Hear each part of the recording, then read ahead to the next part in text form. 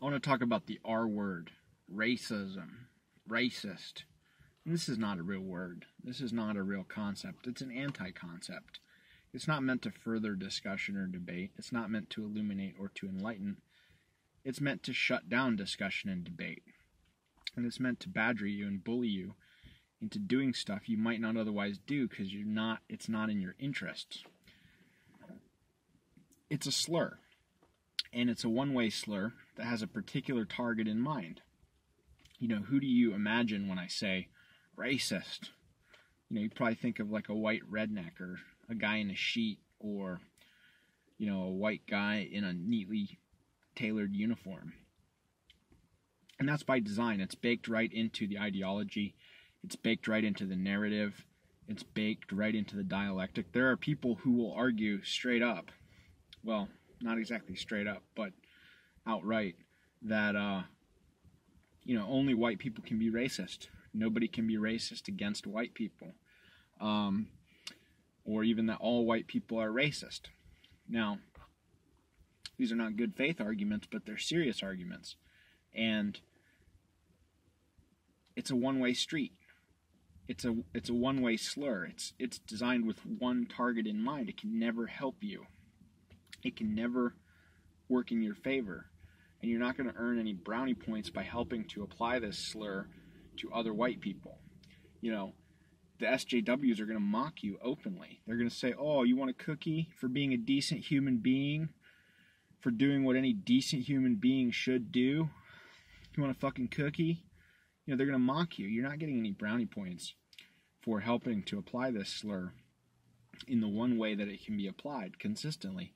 And the one way that it is applied consistently. And it's only ever applied one way, and it only ever can be applied one way. And that's mainly because the moral and emotional baggage with which this slur, this one-way slur, is loaded, it only works one way, right? Only white people are taught to care about racism and about not being racist. You know, non-white people aren't taught. They're taught to celebrate some of the factual things that constitute racism, allegedly. You know, having an identity, having ethnic loyalties and ethnic interests, and fighting for those and protecting those.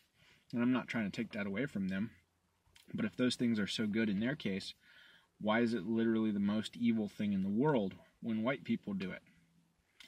And why does it fall into the rubric of that slur, whereas, you know, we can talk about ethnocentrism in the context of, you know, whoever else. We can talk about ethnocentrism. We can talk about in-group preference. We can talk about, discrimination or even stereotyping when it's going the other way. And those are factual terms that describe factual things. But then when it's us, then it falls into this catch-all, this morally and emotionally loaded catch-all, this anti-concept of racism, which is a slur that's directed against us and, you know, predominantly only us. I mean, you could call somebody a racist who's not white, but it's just not going to have any effect because that's how the narrative and the dialectic is built up. There are people who will explicitly argue that only white people can be racist and nobody can be racist against white people, and even that all white people are racist. And, you know, and furthermore, white people are the only people who are taught to care about this and about not being racist and about avoiding this label. And, other people aren't taught to care about avoiding this label and avoiding these particular behaviors. They're taught to celebrate the behaviors that, you know, might together constitute racism, so-called. So it's a one-way street. It's an asymmetrical rule. It's a breach of reciprocity. You know, it just doesn't profit us. It doesn't benefit us in any way to participate in this slur, and to take it at face value and to assist its application against ourselves or other white people. It just doesn't, it never profits us. It can never benefit us. It can never profit us. It can never go our way. It can only work against us. And that's by design. That's baked in. That's the narrative. That's the dialectic. That's the purpose of this slur. It's a weapon. It's a moral and emotional and rhetorical weapon, which has one target in mind, and that's white people. That's us. And it can only be employed against us because we're the only people who are taught to care about avoiding this label or avoiding the application of this label to behaviors that are celebrated in other people and regarded as positive. And if a strong ethnic identity and identification and loyalties and ethnic interests are celebrated, ethnic solidarity are celebrated in other people, why is it literally the most evil thing in the world when white people do it? You know, we're the one group where these behaviors are lumped into this catch-all of racism. And, it just doesn't profit us to continue to cooperate with this slur being applied against us or against other people, other white people. You're not going to get any brownie points. They're going to mock you openly. Oh, do you want a cookie? That's going to be the reaction. Even if you participate in this slurring, even if you participate in adding moral and emotional baggage to this term, right? You're going to get mocked mercilessly. You don't get brownie points for this. So why are you going to do it? It can never work in your favor. It can never help you. And it can never be used against people who are unfair to you or unjust to you or, violate you in any way. It can never be used against them unless they're white. And, if you are white, it just doesn't profit you to cooperate with this. And it profits you to retaliate against this. And ultimately, that's what we're going to have to do. We're going to have to retaliate against this slurring in this term. And just to make it clear that this term and its use and its employment to badger and browbeat and bully just doesn't get you anything.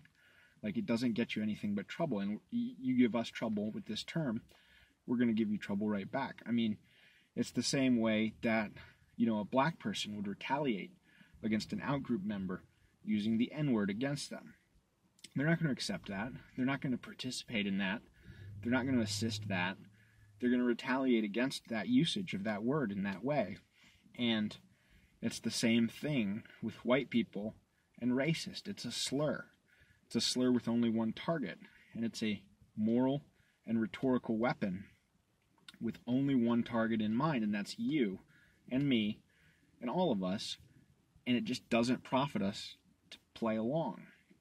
It doesn't profit us to participate in this and to use this term and to legitimize it with moral weight or emotional weight. And, we're the only people that are taught to care about this moral and emotional weight that is assigned to this term and to these behaviors in this way. And everybody else is taught to celebrate it. So, if you call Al Sharpton or Jesse Jackson or any of these race baiters a racist, it's going to have no effect because it has no moral and emotional loading in that direction. It only has moral and emotional loading against us. And so it's not consistently applied. It's not uniformly applied. It's not impartially applied. But moreover, it can't be. It's fundamentally not reciprocal. It's an asymmetrical rule. And it doesn't matter how many privileges and advantages you think you have.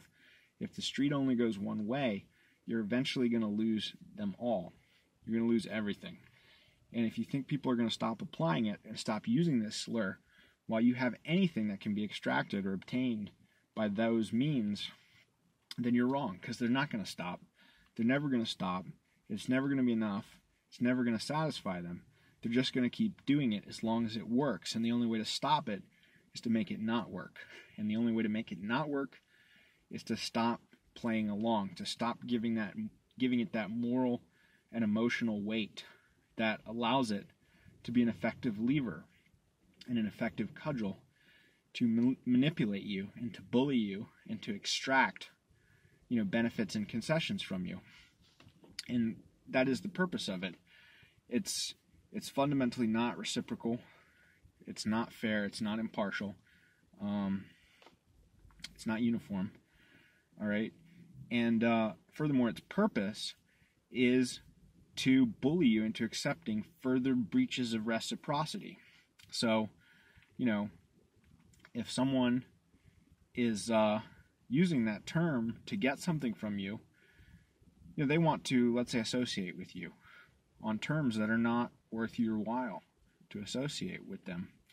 And so they're going to use that term to bully you into accepting that association, even though it may not be in your interest. And it's not in your interest because it's not a fully reciprocal association or interaction or relationship.